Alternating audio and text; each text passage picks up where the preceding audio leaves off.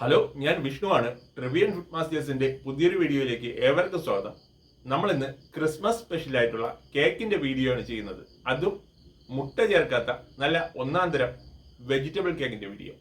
അപ്പോൾ ശരി, നമുക്ക് നേരെ വീഡിയോയിലേക്ക് പോകാം. നമ്മൾ ആദ്യം തന്നെ അരക്കപ്പ് തൈര് എടുത്തിട്ടുണ്ട്. ഇനി നമുക്ക് ഇതിലേക്ക് 1 കപ്പ് പൊടിച്ച പഞ്ചസാര ചേർക്കാം. ഇനി ഇത് ഒരു വിസ്ക് വെച്ച് നന്നായിട്ടൊന്ന് മിക്സ് ചെയ്തെടുക്കാം.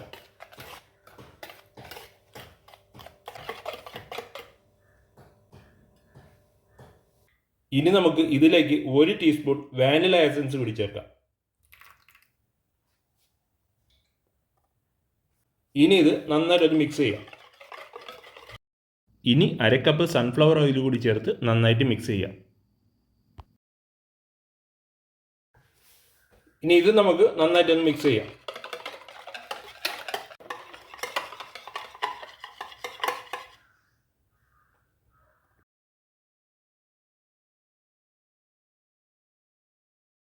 ഇനി നമുക്കിതിലേക്ക് 1.5 കപ്പ് മൈദ ചേർക്കാം.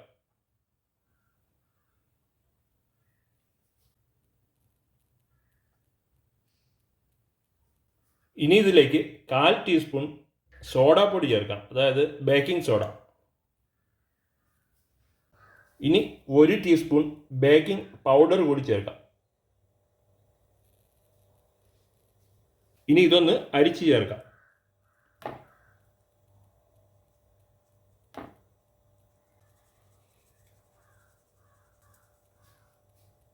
ഇനി ഇത് കട്ടകളൊന്നും വരാത്ത രീതിയിൽ നന്നായിട്ടൊന്ന് മിക്സ് ചെയ്തെടുക്കണം.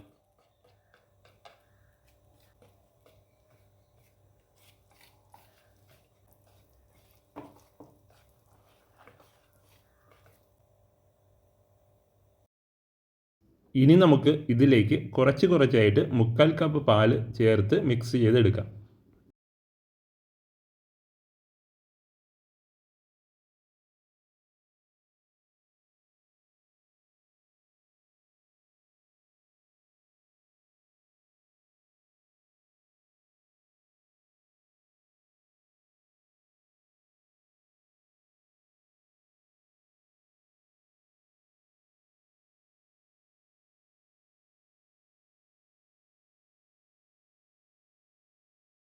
അപ്പോൾ കേക്കിൻ്റെ ബാറ്റർ ഇപ്പോൾ റെഡി ആയിട്ടുണ്ട്.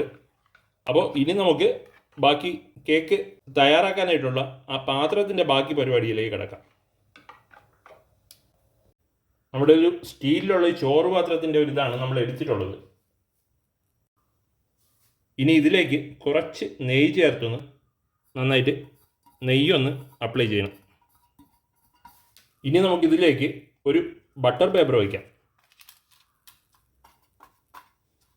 അതിൻ്റെ മേളിൽ ഈ ചുറ്റുമായിട്ടും ഒരു പേപ്പർ വെച്ചൊന്ന് കവർ ചെയ്യാം.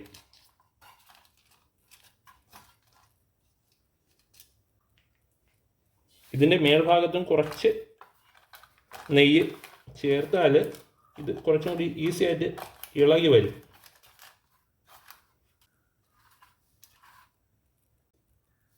ഇതൊരു ചെറിയ പാത്രമാണ് നമ്മൾ എടുത്തിട്ടുള്ളത്. അപ്പോൾ ഈ പാത്രത്തിൻ്റെ പകുതി ഭാഗം നിറയാൻ കണക്കിന് മാത്രം ഇതിലേക്ക് നമ്മൾ എടുത്തു വെച്ച് ഈ ബാറ്റർ ഒഴിക്കണം.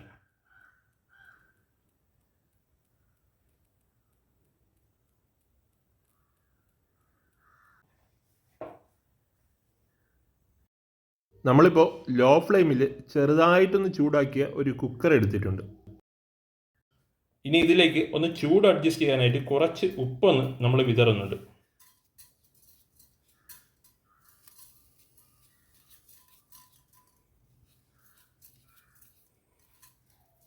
കുറച്ച് മതി, ഏകദേശം 1 ടേബിൾ സ്പൂൺ അടുപ്പിച്ച് ഉപ്പാണ് നമ്മൾ എടുത്തിട്ടുള്ളത്.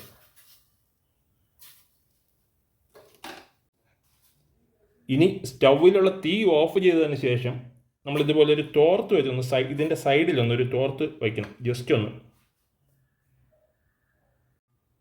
അതിനുശേഷം ഈ തോർത്തിരിക്കുന്ന ഭാഗത്തൂടെ ഇങ്ങനെ കൈ ഇങ്ങനെ വച്ചിട്ട് ഇതിലേക്ക് ഈ പാത്രം വച്ച് പാത്രം ഒന്ന് കുറച്ച് അഡ്ജസ്റ്റ് ചെയ്തതിന് ശേഷം ഈ തോർത്തെടുക്കുക. എന്ന് വെച്ചാൽ അല്ലാന്നുണ്ടെങ്കിൽ നമ്മൾ ഈ കൈ ഇങ്ങനെ ഇതിൻ്റെ ഉള്ളിലേക്ക് കൊണ്ടുപോകുമ്പോഴത്തേക്ക് കൈ പൊള്ളാനായിട്ടുള്ള ചാൻസ് ഉണ്ട്.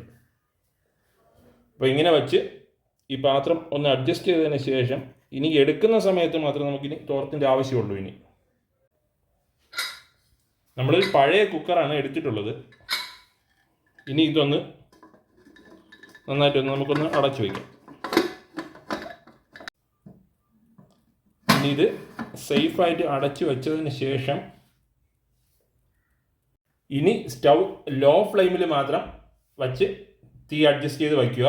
അങ്ങനെ ഒരു 35-40 മിനിറ്റ് കഴിഞ്ഞതിന് ശേഷം നമുക്കിത് തുറന്ന് നോക്കാം. ഹലോ, ഇപ്പോൾ ഏകദേശം ഒരു 3/4 മണിക്കൂറായിട്ടുണ്ട്. നമുക്കിനി ഇതൊന്ന് ചെറുതായിട്ടൊന്ന് തുറന്ന് നോക്കാം.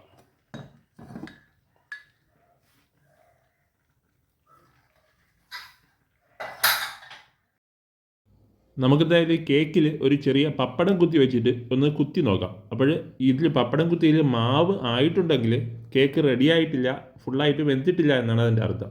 എങ്കിൽ നമുക്ക് കുറച്ചും കൂടി വേവിക്കേണ്ടി വരും. ഇപ്പോൾ എന്തായാലും നിലവിൽ പപ്പടം കുത്തിയിൽ മാവൊന്നും ആയിട്ടില്ല. അപ്പോൾ അതിൻ്റെ അർത്ഥം കേക്ക് റെഡി ആയിട്ടുണ്ട് എന്നാണ്. ഞാൻ ഒന്നുകൂടി കാണിച്ചു തരാം.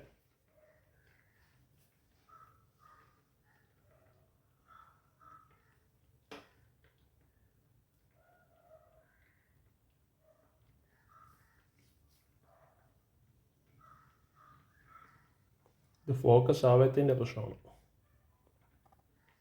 ഇതാണല്ലേ. അപ്പോൾ നമുക്ക് എന്തായാലും ഇത് എടുക്കാം. നമുക്ക് എന്തായാലും ഈ കേക്കിനൊന്ന് പുറത്തെടുക്കാം. ഒരു തോർത്ത് വെച്ചിട്ട് പയ്യെ ഇങ്ങനെ എടുത്താൽ മതി. ഓക്കെ, ഇപ്പോൾ നമ്മുടെ കേക്കിനെ പുറത്ത് എടുത്തിട്ടുണ്ട്. നമുക്കിതൊന്ന് തണുക്കാൻ വേണ്ടി വയ്ക്കാം. അത് കഴിഞ്ഞിട്ടിത് മുറിച്ച് നോക്കാം. അപ്പോൾ നമ്മുടെ കേക്ക് റെഡി ആയിട്ടുണ്ട്. അപ്പോൾ നമുക്ക് എന്തായാലും നോക്കാം. ഇത്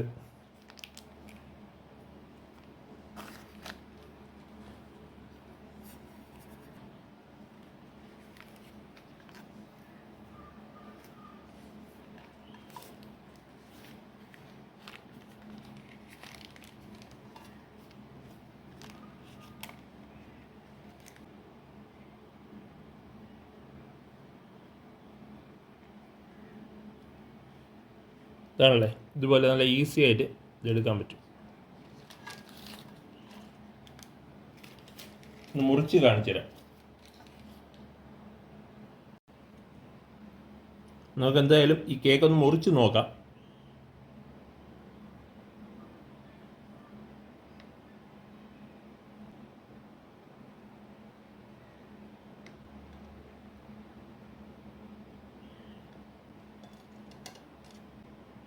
ഇതാണല്ലേ.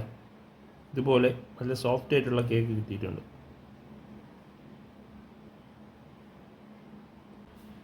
അപ്പോൾ ഫ്രണ്ട്സ്, ഈ വീഡിയോ ഇഷ്ടപ്പെട്ടിട്ടുണ്ടെങ്കിൽ ഒന്ന് ലൈക്ക് ചെയ്യുക, കമൻറ്റ് ചെയ്യുക, സബ്സ്ക്രൈബ് ചെയ്യുക. അപ്പോൾ ശരി, നമുക്ക് മറ്റൊരു വീഡിയോയുമായി വീണ്ടും കാണാം.